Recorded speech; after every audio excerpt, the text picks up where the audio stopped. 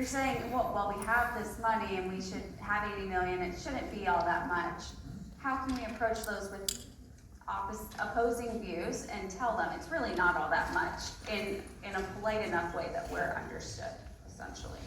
So you've got a good staff. I just saw him a few minutes ago. He was the guy speaking, Mr. Mattis, and ask them to give you a breakdown of the state budget.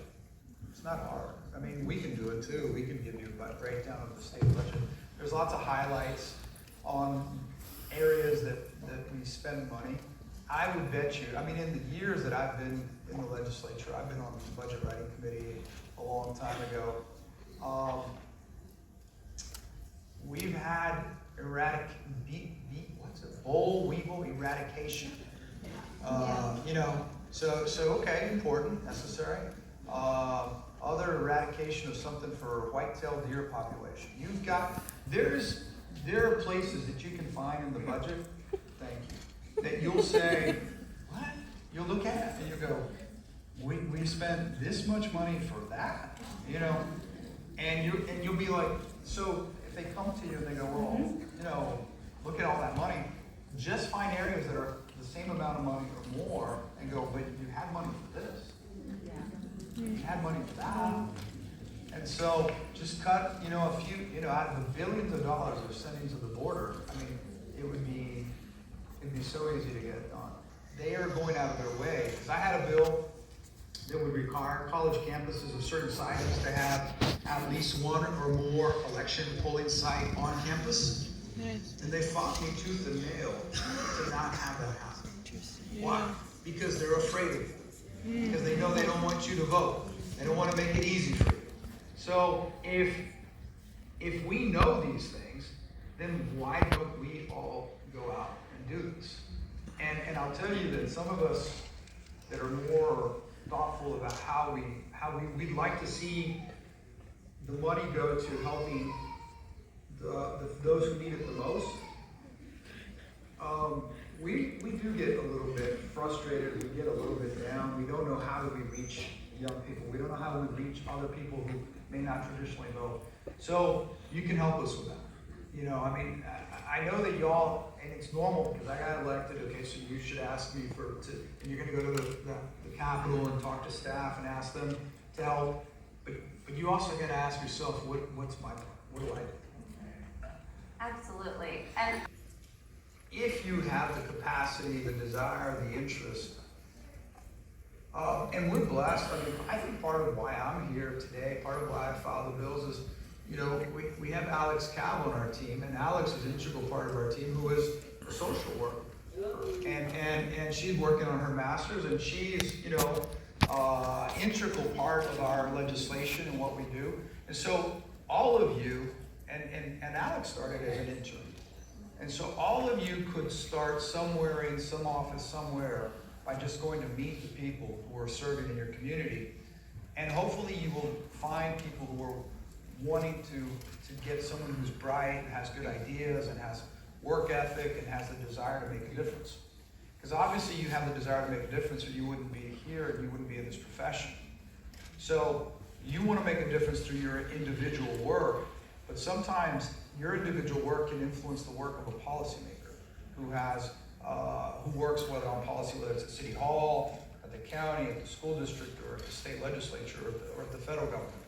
So you all have the capacity to make that difference. So that's what I would do if I were in your position, is find opportunities to influence policy using your education, using your desire, using your personal stories.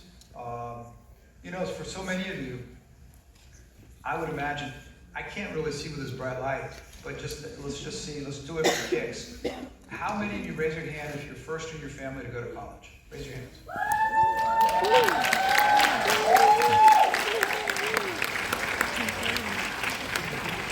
From what I could tell, that was almost 80% of it. 80%, if not more.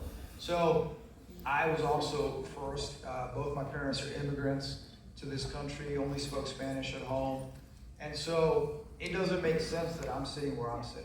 It doesn't logically make sense. There was no school for me to figure out how to get here. So it was just the desire to make a difference in my community followed up by a lot of hard work, talking to a lot of people, and then experience, and then just doing, once you get in the door, do what you say you're gonna do. And that's how you can make that difference. And so that's what I would do. I mean, obviously there's the stuff about the voting and volunteering and getting to know people, and that's kind of an immediate thing, but I think your personal engagement with policymakers can make a difference. Thank you.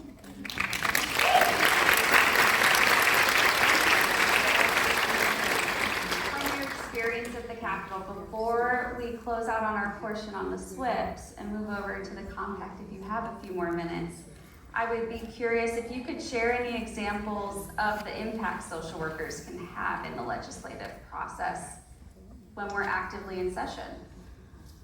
So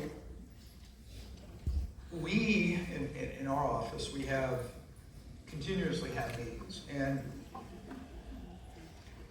Alex, in addition to her influence on health policy and other types of policy, she also does scheduling. But here's the mistake a lot of people make. A lot of folks think they've got to be talking directly to that legislator, that elected official. A lot of us have the attention span of a gnat. We have ADD by nature. We're in a field where we're getting pulled in 100 different directions. And if we're good at what we do, the best thing any policymaker can do is hire the best staff possible. And if you have staff that's smarter, better educated, harder working, and anything like I do, then they will help keep that educator on point, that policymaker on point. It is through their staff that we actually get stuff done. We're the tool, we're the voice, the person voting, we're the person that's the front, but that's just it. We're backed up by teams of people. So don't get offended, don't get disappointed, don't feel like you wasted your time if you go knock on the door and you're only going to get a chance to speak to a staff member. That happens a lot, okay? But I will tell you, and I get it mostly from my older constituents. I didn't vote for you, I voted for him, and now I'm going to talk to him, and they get upset.